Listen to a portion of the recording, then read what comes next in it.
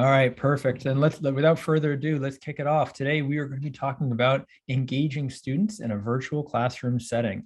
This is BSD. If you haven't heard of Build Something Different before, we are a education technology organization that partners with schools in order to empower teachers. That's right. We're very much about infusing digital skills such as coding, digital citizenship, all the different kinds of soft skills that we're going to go over in just a moment. But we've put all our chips down on that the teacher is the key to all this. We're not going to build technology that replaces teachers anytime soon. What we need to do is really change the mindset of our teachers. And I think the fact that you're all here today means this is the right crowd to hear about this. We're going to start quickly with an agenda so everybody kind of knows where we're going. I like to just keep that transparent. I'm going to do a very brief introduction of this organization in case you're unaware of the work that BSD does. Then we're going to jump right into engagement. We're going to talk about the foundations of engagement, where we always use research as our lens. So we're not just necessarily trying things. We're looking at who's been studying these things for a long time and using that as a foundation and building our strategies based on that. Next comes the actual strategies that we're going to be implementing today. We have a lot more than we could possibly even try today, but we are going to give you the resources to be able to check those out even on your own time. I've got some links to share as well there. Finally, we're going to look at some sample projects so you get an idea of how BSD is doing this, how we're practicing what we teach. And then if all goes well, we should have some time for Q&A at the end. So if you have questions throughout, please feel free to interject. But if you feel more comfortable using the chat or reaching out at the end, we will have a dedicated time for that. So without further ado, my name is Mike. I've been with BSD for about 5.5 years now. My path into this kind of world started with studying digital media at Drexel University in Philadelphia, where we would learn about web design and video games and animation and all of these different things and how technologies fit together. It was very progressive at the time. It has since been split into lots of different specialized majors, but I was happy to get that Swiss Army knife experience when I was in university. I started teaching at Drexel, but then also started leading K-12 classes, technology classes with BSD.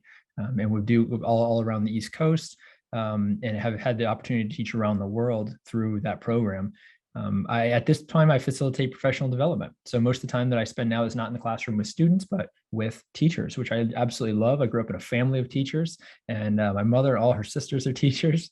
And it's a wonderful group of people who really, could use our support right now more than ever. And I'm happy to be working with all of you today. And in terms of professional development, I'm overseeing the development of our current training offerings, which we can talk more about at the end.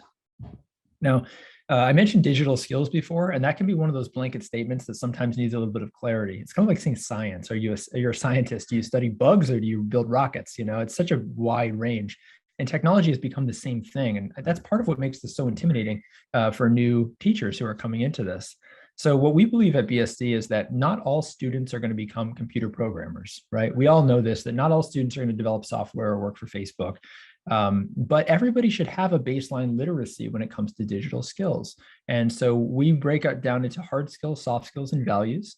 Hard skills starting with the now, what will get them career ready, what will get them into university, what will get them into entrepreneurial tracks. And those are things like coding and programming, data analysis, content creation on the web, right? Things that make them powerful right now in today's world.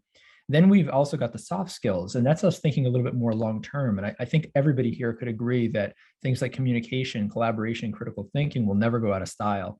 Those are the types of human traits that we want all of our students to have. And we do that by offering projects. So all of our students are always working in the context of projects. You could maybe find our last webinar if you didn't attend on engaging students with content. And we talked a little bit more about our constructionism sort of pedagogical foundations. Finally is values. And if you take nothing else from today, when you think about BSD, I want you to think about CARE, right? That's our acronym for curiosity, adaptability, resilience, and empathy. We feel that these traits, these values, are what students will need to be future-proof. They can go into any career track, they can go into any future situation, and as long as they are strong in these areas, they're self-learners, they're adaptable, they have grit, right? Resilience and empathy, then they're going to be okay. All right. That's enough about BSD. Let's talk about the topic at hand. We really want to talk about engagement today. And every one of us has a story about kind of our horror stories, maybe war stories about the last 16 months and trying to engage students, trying to get them to turn their cameras on, trying to get them to respond to questions, trying to hold them accountable. And there are a lot of serious challenges. And although many of us are coming back to the classroom this year, thank goodness, and I think that's the way things will be trending. It's certainly the case that virtual learning is here to stay in some capacity, right? I mean, there will be some semblance of this, and so for us to get started, we need to talk about foundations first. Like, let's talk about what is engagement and what does the research look like based on that. So one helpful study, and we can link this as well, we've got this as a resource after the webinar, has been conducted by MIT over the past year to 18 months, somewhere around that thing. It started, of course, with COVID. And they've been studying what is it that has the biggest effect on online teaching. And it's funny because it's not curriculum. And it's certainly not technology. It's not whether you pick Zoom or Google Hangout or whatever it may be. It's not any of those things. It's not the LMS you choose. Really, it comes down to relationships, which I think is something that we all inherently know and understand, but we maybe got lost in it a little bit. And I'm not saying necessarily this particular group, but I think as a culture, we all kind of rushed to make sure that all of our technology was shipshape. But really what it comes down to is this teacher-student relationship. I've got them in order here. So teacher-student was the most telling when it came to student outcomes. We really need to be able to build that trust. And we'll talk a little bit about how we can do that even over distance.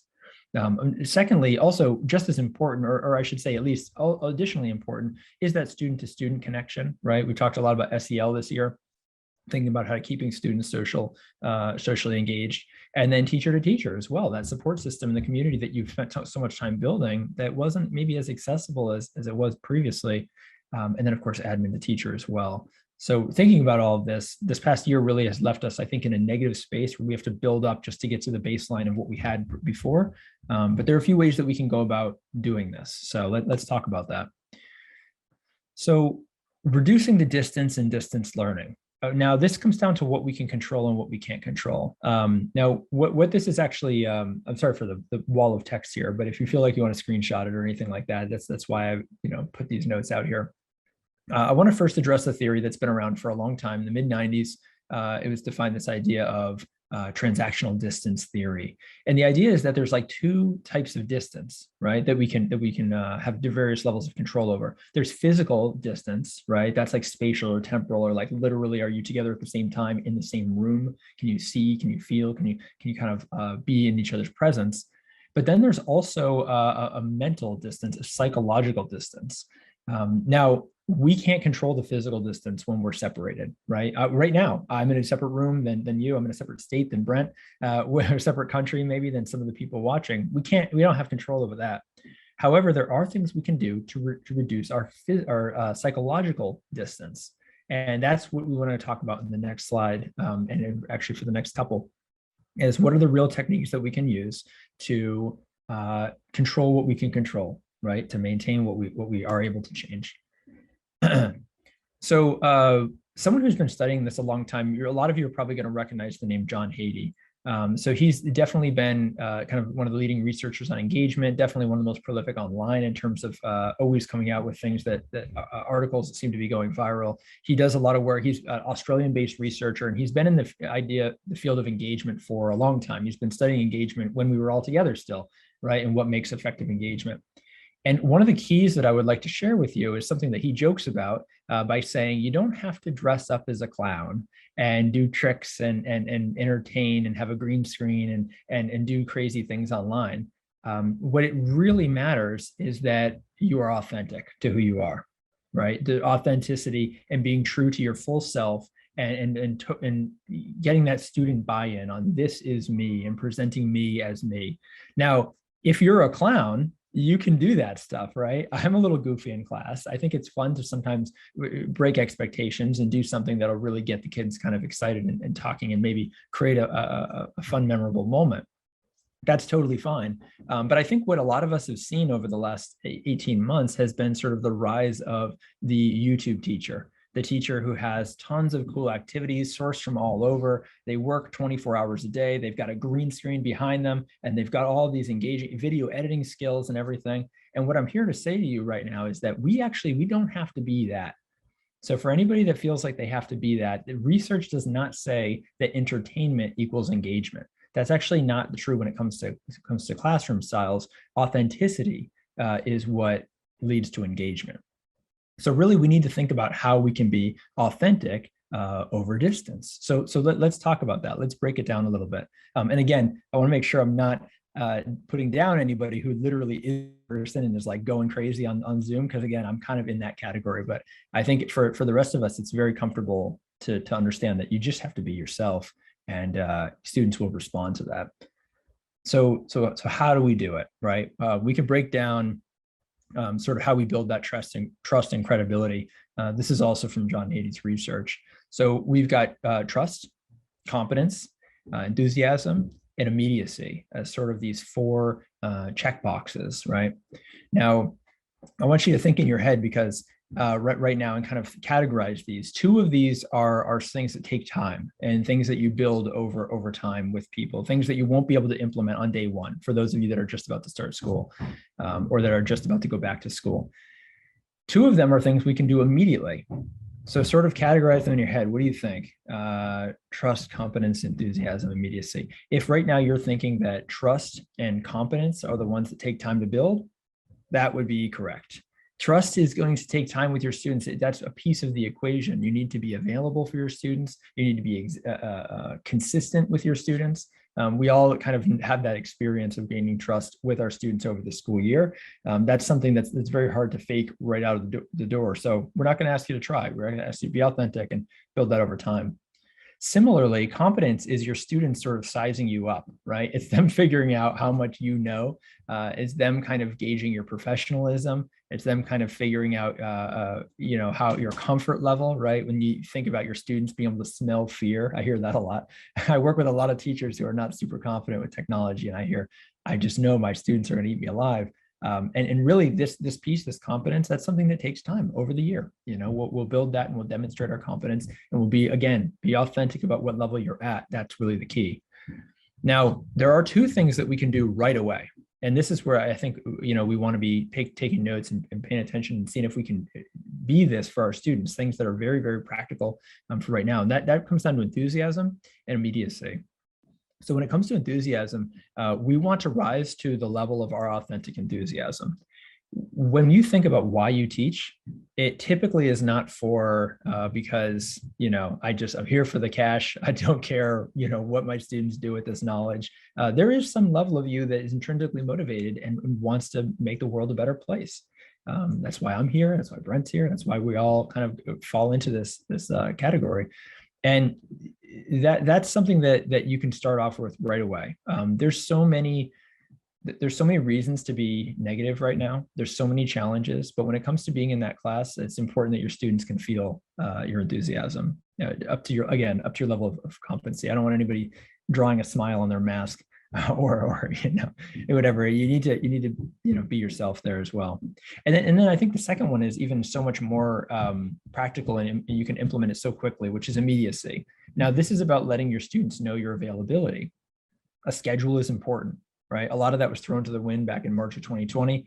Some semblance of a schedule has been very helpful this past school year, and I recommend you make it very clear what your expectations are in terms of schedule. Also, office hours are a great way to make yourself available to students. And we're not talking about hours and hours and hours, but we're saying, hey, Monday from 3 o'clock to 4 o'clock, I will be on. I'll be looking forward to you, and reminding them each week that this is there. Being available in that way it can be very, very beneficial too when it comes to building engagement in class. Another thing is like your email policy, right? We've been getting emails like crazy ever since the lockdown. I know teachers who are getting 100 emails a day, students, parents, everybody.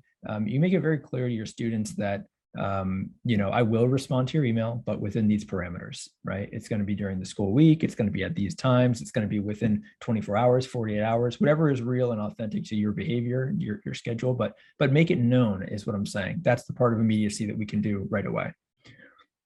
All right, and all four of these things together, when combined, help bring that psychological distance closer so that we can build relationships with our students. I do see some things. I've just noticed the chat. Okay, cool. Thanks, Brent, for sharing that. I hadn't seen that before. I'm just going to move it aside. Okay. Okay, so at this point, we're kind of through the section of thinking about what's the research behind and kind of where's our foundation when it comes to engagement. So what we want to be asking ourselves is, how am I setting the stage for engagement to flourish? The more intentional this is, the better your results are going to be. So I want you to think about this, and you can screenshot this. You don't need to know the answers right now. You could write it down, but reflect on this and kind of think about, how is it that I'm looking to build engagement, and think again about these authentic, purposeful ways of doing it, and not necessarily I'm going to make the whole classroom a game show. If that's not really you, I want you to think about just making yourself available and being enthusiastic, and then building trust and competency over time. And then thinking about what I have control of, right? Because there's a lot of things that are out of our control right now. We may kind of talk about differentiation and things like that at the end. I know there's a lot of different questions people may have about how to actually execute this. And a lot of it comes down to you don't have as much control as you did when you were in the classroom. And that's got to be okay. We've got to use that as a starting point and then build on top of it. And then finally is like, where do I need help? So this is something you got to think about, like, what PD, resources, technology support might I need to make this a reality? And that could be something that you are going to have to start the conversation with your school, or be able to do some of the element of self-learning to kind of get up to speed on that. So we've sort of talked about the research part of this. Let's kind of transition now into the engagement strategies. What is it actually that people are doing now and that BSD recommends that you do in order to foster these kind of environments that we're talking about? So let's jump right into it. So many of you may have heard of this, MLV, Making Learning Visible. This is it's a very powerful pedagogical approach that's come out of Harvard.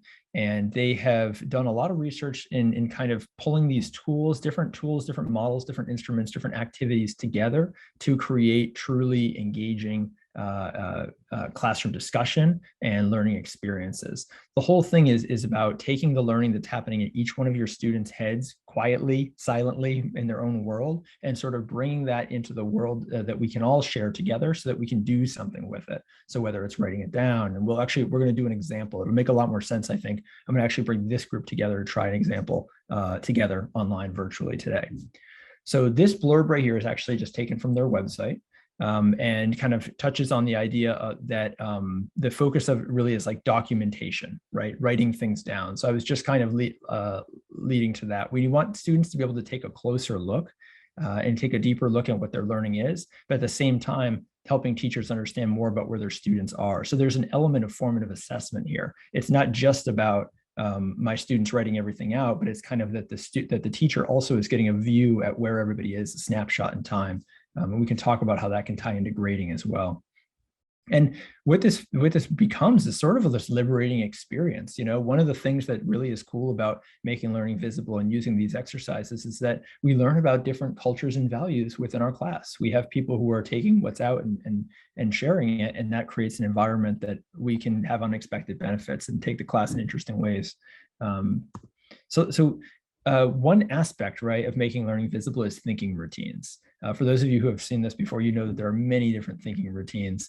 They're basically like they're activities that have been purpose-built through this program, research-backed, that stimulate deep thinking, right? And the great thing about them is that they're like utility tools, so that you can use them all over the place. So it doesn't really matter what your subject matter is. It can be a technology class like we do at BSD, but it certainly could be a literary class or foreign language, or it could be anything, geography. It doesn't really matter because the context comes from the students, and the format is really what we're talking about here. That's what's been sort of pre-designed. So let's actually try one. Let me give you an idea of what this is going to look like first, and then we're going to do it together. This is one thinking routine called I used to think, now I think. So the idea is that with any topic, right, we're going to kind of remind the students, here's the topic that we're covering. And then we want the students to write a response of I used to think. I want them to kind of put out their thoughts where they were, reflect, and kind of purposely acknowledge the change and the evolution in their thinking. Right? Imagine how important that is for the world right now. Imagine how great it would be if we could get all adults to do this. I used to think one thing, but now I think something else. This does work best, of course, when some like change has occurred, when there's been some kind of like, some kind of shift. And luckily, we happen to have such a shift right now with the COVID-19 and virtual teaching and everything like that. So what I'd like to do is I'd actually like to invite all of you to participate in a exercise. I used to think, now I think, on online learning. So the topic again is teaching virtually. It's online learning. It's something we've all had an experience with. And I'd like you to reflect on what you used to think and what now you think. We're going to use a tool called Jamboard to quickly kind of throw together something and share. Brent has actually pasted the link to our Jamboard right there in the chat. So everybody, please feel free to click that. I'm going to switch my screen over to it as well so that you will be able to see what we see. Awesome, cool. I can see a bunch of people joining and I appreciate that. If you have not used Jamboard before, just a couple notes. This is a product through Google that's essentially a virtual whiteboard. They do have a full-blown like smartboard whiteboard that you can get with this too, but luckily it all just kind of works right here online, even for some younger students. So if I look at the top first, I've got these kind of 3 pages here, right? So they're all the same. I just made 3 in case there's like too many people. Sometimes they don't all fit on one. So we can all start here on page 1. And on the left-hand side, there's different ways that you can write. You're welcome to write however you want. You could scribble with the pen or you can write with the text box. But my favorite is actually this one right in the middle. It's the sticky note. That's what I would recommend. And I see actually somebody adding one here. I appreciate that. So sticky note right here. They say something like, I used to think, and then whatever it may be. And then please add it to the board, put it wherever you want. And then we're going to put another one in now, I think. So I'll give you a minute to try this. Maybe I'll put one up myself as well. So something like, I don't want to give away my example quite yet. So feel free to add that. I'm going to check in on the other boards. I don't know that we're going to need the other 2. So why don't we all try to pitch in on the first board if possible. And I see quite a few people up here. So go ahead and hit your sticky note and just something that you used to think, and then something that you now I think. And it certainly doesn't have to be, I used to think it's bad, now I think it's good. You can still think it's bad, whatever is legitimate to you. Oh, thanks for the note, Nadine, downloading Jamboard. I guess it all depends on devices and things like that. I wasn't aware that there was going to be a required download. I think for most, they're on like a Chrome browser. If you just click into it, it'll be there, but maybe you have to be logged into your Google account.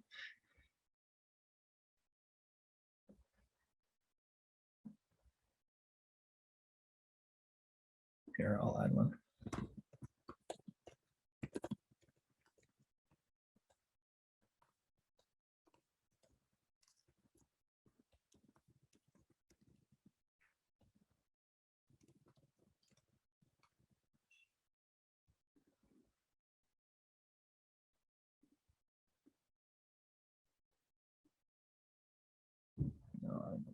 Yeah. You can change the colors too, which is always fun. They don't have to match up. You can do whatever you want.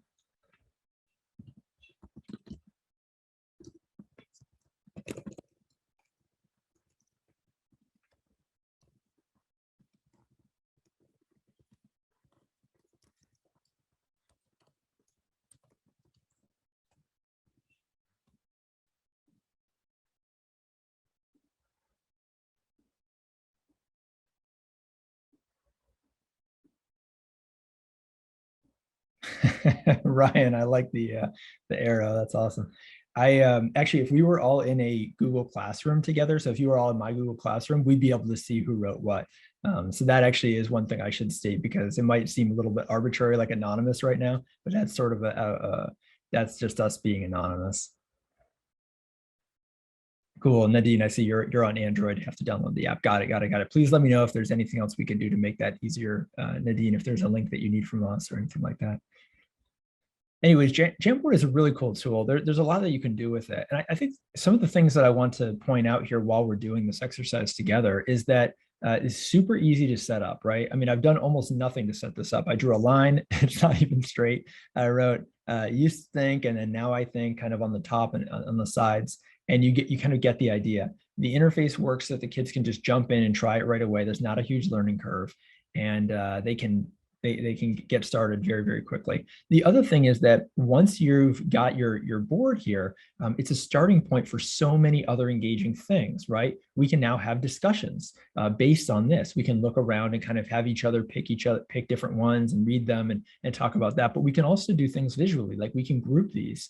We can say, okay, here's one about Zoom. Maybe there's like another one about Zoom, extra engaged learning on the computer.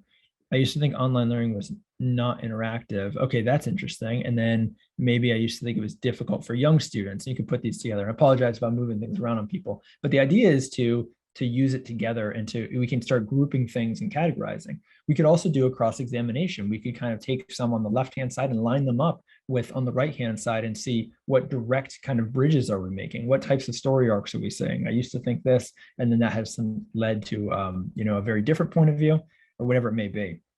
You can lead them by positive and negative, all sorts of cool things. I use Jamboards all the time. They're awesome with students. They're great with teachers. It's a great way to just kind of get your thoughts out there. And I've sort of even converted now to using them internally at BSD for like collaboration discussions when we're talking about, what should we be working on next. It's a really, really great tool. Now, I'm going to give you kind of behind the scenes now as well. As a teacher, you want to be putting on your formative assessment hat here. You want to be looking at what students are saying and using this opportunity to get a sense of where everybody's at, even to do grades, right? Even if to think about what students should be earning as far as their understanding in their grades. Like when we do kind of more traditional sense, and I'll talk about this a little bit next in a further slide, but labeling students with letters is helpful in some ways when you need to standardize things. But when we talk about formative assessment, when we're talking about things like engagement, we're looking at ways to provide real feedback. And that's actually building sort of emotional resilience that is important for students even after life, and not kind of having them attach their identity to a letter, but saying, these are the things that I agree with you or don't agree with you, and kind of helping them to give and receive feedback. So all of this builds in. I really appreciate the participation today. We'll share the link as well so that everybody can kind of come back to this and use it and remember Jamboard if that's something that you want to use in the future. Awesome. So let me go ahead and actually switch back over here and push forward. All right, awesome. Actually, this is kind of what I was just saying, but just to emphasize, thinking about formative assessment as natural conversation instead of judgment, right? Instead of a judgment, instead of a multiple choice quiz, instead of a test that they're taking. It's kind of a very old way of teaching to have everybody doing exactly the same thing at the same time, everybody going through and learning the exact same material and going through the exact same tests, because our students are going to absorb things so much differently and be able to present it so differently. But having natural conversation as a way of just even a little bit influencing your formative assessment and your grading, I think is going to go really far and help with accountability as well. So students understand this is my time to participate and be a part of the discussion. So I'm not going to dwell too much on that one, but we definitely at BSD are big fans of assessment as a feedback loop that's meant to improve what students are doing and have them really go back and work a design thinking process or iterations, and less about you are this, you are a B+, or you are an A-. It says all sorts of different things about kids psychologically. So we did one today, and you can see how many different ways we could branch off and use that, right? The used to think and now I think, but there are so many. There's dozens more of these, and they're actually available through the Harvard website. They have a navigator. I'm going to quickly show you. I have it open in another tab here. Oops, there we go. Perfect. Yeah. So, and we'll share this link as well as a follow-up. This is actually, so you can search by all the different types of thinking routines, and then you can go down and you can see here's I used to think and now I think, right? And they have all sorts of different ones. And there's some really, really great ones. I think in terms of BSD, and I'll talk about our exact ones in a minute, but the objects and systems is a really great way to do it, to really kind of use questioning to like push deeper and deeper and deeper into the learning. So all of these can be kind of used as a engagement even for virtual learning. Now, keep in mind that I mentioned before, this came like in the mid-90s. So we were all in the classroom together. So you may see some of them where they say have students sit at the table together. You may see some where you have students sit in a circle, but you're just going to have to know in your mind that if you're virtual, well, this becomes a Zoom breakout room, right? Or it becomes kind of a panel discussion that way. So yeah, you might have to make some modifications, but the the effect, the engagement is there. And again, we're not talking about games and candy and dancing and music. We're talking about authentic engagement, driving real critical thinking that leads to a great formative assessment opportunity for you. Cool.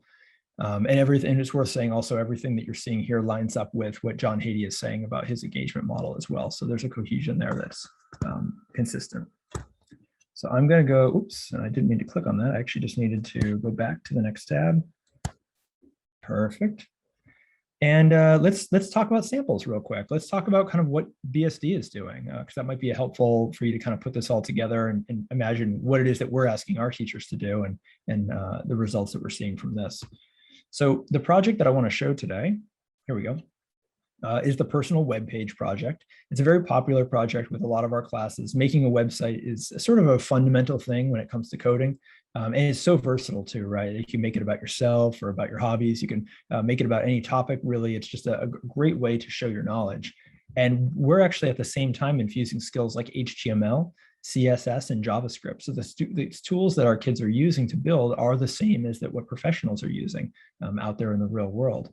So in the personal website project, on the left-hand side, you're seeing the output, right? This is what an example students could look like with their profile picture and a little bit about themselves and some headings and different colored sections.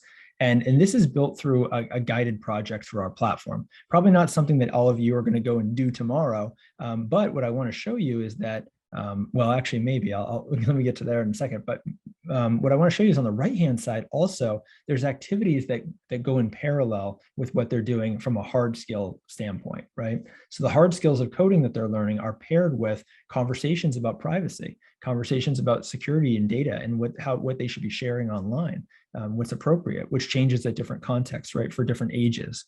And when we do that, we actually build in those discussions. We build in that I used to think, and now I think. We build in sort of getting them to think and wonder about things. We build in opportunities for them to group together as pairs. And we actually use the engagement strategy straight out of those thinking routines to get kids talking about this. And that not only does it work in discussions, but also for when they're documenting, right? So we have lots of opportunities for them to reflect, to write reflections that end up in their portfolios, and also to plan out things on worksheets and before they actually go into building it. So this is one example of how we take a technology project, right? All our lessons are based around projects, and we give them the opportunity not just to learn the hard skills, but also to have that deep thinking, engage the students, pull them in, and really have an opportunity for the teacher to see what they understand and what they don't. If you're interested at all in any examples, you can actually find us on the Hour of Code website. I think a lot of you have probably heard of Hour of Code. It's a US-based organization that is looking to get teachers in schools to dedicate 1 hour per school year to learning computer science. They have some really great resources there. Typically, the actual big Hour of Code event happens in December, but they're available all year long. So you can go on there. I just saw Brent posted the link in the chat. I appreciate that. If you go on there and just do a search for BSD, you'll find these 3 projects. One's kind of more of a video game development, gets the kids excited there. Another one is more of a website design, the people who inspire me. And the final one, Life Below Water, was a combination. You do HTML, CSS, and JavaScript to build projects. So you get a sense for what the resources are. There's no cost, there's no commitment, there's no sign up required. You just get in there and try it on Hour of Code. So highly recommend it. I hope some people are curious and want to poke around. Now, one more kind of opportunity too, if you're a teacher who's kind of looking at some of this stuff and thinking this is where we want to go, we want to have more technology projects, we want our students to have digital artifacts that they create, then you may also check out a page that Brent's put together for us that allows for free projects. This is an opportunity just for folks who sign up for the webinar. There's 8 projects total, and your students can come in and they can learn some coding. It includes everything that we've talked about. So all of the, not just the guided coding projects, but video tutorials, the quizzes, all of the slide decks, the worksheets, everything's there. There's a link here or a QR code if you want to use it. We'll send this as a follow-up as well. And we would love to see some folks who want to try it out. And if you do, it'll be me and Brent you're talking to, and we'll see what else we can do, in a partnership together. Now, there's kind of a breakdown of like what some of these different projects are. I don't want to go too much into it because I want to leave some room for questions and answers at the end. We could talk a little bit more about engagement techniques that we use at BSD, but I do want to just point out that those top 4 projects that we've included are really like utility projects, like I mentioned before, that can be used across many, many classrooms. So even if you're not a technology teacher, it might be helpful to get your students online this year. And especially if you're doing some distance learning, if you've got some kids, maybe you're hybrid and some kids are going to need to work asynchronously or work independently, these projects are going to be great for that as well. And then the ones at the bottom, the 4 at the bottom, are more about building your coding skills. So if you're a teacher who has never coded before, you are the perfect candidate to try using BSD Online. We are take you from 0 to 1. It's not about becoming an expert software engineer. It's about being a great mentor for students in a scaffolded environment, set them up for success with a digital portfolio they can share with family, friends, university, future employers, whatever it may be. So all that is there if you want it. I would love to then kind of shift gears now. We've sort of timed it, so we've got about 5-6 minutes for Q&A. I would love to hear your feedback. Oh, you know what, actually, I'm sorry, before we go into free-for-all, if you want to please follow this bit.ly link to give us a little bit of feedback on this webinar. I would love to know if you learned anything. I would love to know if there was useful tidbits in here, if you felt that Brent and I were helpful and that you got something out of this. Brent also pasted it in the chat. Awesome, thank you, appreciate it. And we would definitely just love to hear what you think. And we're always looking to improve. We've got about 7 more of these style webinars, all covering different topics, from coding for language learners, for English language learners. We've got project-based learning. We've got social emotional learning, all different other topics. And we'd love to see you there. And we'd also love to be the best that we can be. So without further ado, in the last 5 minutes now, if there are any questions, I would love to kind of hear from you. Feel free to just turn on your microphone and go at it, or you're also welcome to type in the chat. So if you've got anything in the chat. Hey, Mike. Yes, go for it. How are you? Thank you for the course, first of all. Yeah, no problem. Thanks for coming. I wanted to ask you, thank you. I wanted to ask you, if a student with ADHD, how do you keep him interacted, and how do you keep his hyperactivity at a seated chair in front of your computer? Yeah. Well, I mean, you're right about that. And there's one of the slides we talked about, like the things you can control and the things you can't control, right? And so there's definitely a measure of kind of setting expectations that we just were not given time to do. Like when we first went to hybrid and virtual learning, there were so many instances of, and I've heard this from dozens of our partner teachers, where they said things like, we went full asynchronous, the kid don't see me anymore, and we just do this. Or we went, we cut all the homework out of my class. Or we had other teachers who went the opposite way and said, I have less time to meet with the kids, so now I've like doubled the reading that they have to do on their own. And basically what I'm saying is all of that was us trying to like figure out the levels, to reshuffle the balance and to get the settings right. And I get what I'm saying here is, for this student, it's possible, if I'm imagining that you have like a classroom that's actually maybe like 20 or 30 students, and then one student is this particular student that you're asking about. So it's not an option to stop everybody, right, and focus on this, but it will have to be an option to to set expectations perhaps differently per student. A great way that you can do this also, from a really practical thing, because I feel like that was kind of I don't know how actionable that was, but something really actionable that you can do also is to provide voice and choice for students. So the idea there would be that there are different options at being able to represent your knowledge and understanding. We talked about this a little bit in our last webinar, but the idea would be like, let's say that everybody has to do the same reading, and then traditionally everybody would have to do the same paragraph response on what they think. But perhaps instead of doing that, you open it up a little bit and you say everybody has to do a presentation. But a presentation can be anything. You could do a song, you could do a poem, you could actually create a video if you wanted to, so you didn't have to talk in front of the class or write anything. And if you're open to that, you may be surprised. You may find students who have hidden skills and who are able to actually produce in some ways, but not others. I'll use a personal example, and I don't know that I should. Oh, I'm going to, because I really love him. I got a really good friend who I grew up with, who's essentially the student that you're talking about, can't sit still. And instead of working hard in school, he was off making videos all the time. He was just constantly doing that. And I think what the traditional school system misses is that his work is valuable to other people. Now he does contract work for Red Bull and Nike, right? He's making a lot more money than I'm making, or any of the teachers that were teaching him. But I think that the idea of like having a student who's challenging in different ways can be solved through voice and choice. So it's not exactly in the engagement circle, but that's what I would recommend, is try giving a few options. This is a great question, Ryan. Anything else from you or from anybody else? None from me. Thank you. Yeah, awesome. Thanks, Ryan. I have one in the chat as well. Nadine is asking about using Jamboard on Microsoft Teams. I believe that non-Google accounts can use it. However, Google Classrooms is going to have advantages with Jamboards. You can create them as assignments, and you can actually share them right like that. And then you can see which students are doing what. So I'm not 100% sure. I have not tried it specifically with Microsoft Teams. I wonder if there's somebody else on the call that knows. You feel free to put that in the chat. Otherwise, I'll take a look, and maybe we could follow up with you on that.